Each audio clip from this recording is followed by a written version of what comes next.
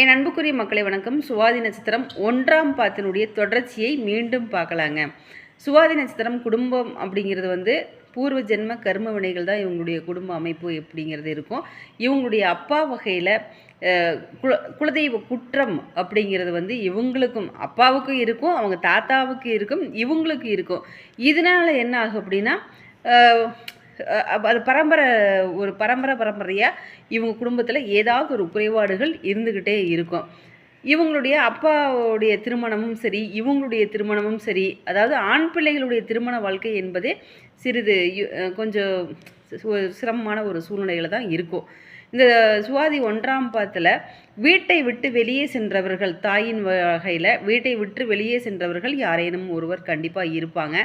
இவங்களுக்கு குழந்தை பாக்கியம், ஆண்மை சம்பந்தமான விஷயங்களில் கொஞ்சம் கவனமாக உணவு ஐட்டத்தில் நீங்கள் சரி பண்ணிக்கிங்க. மீண்டும்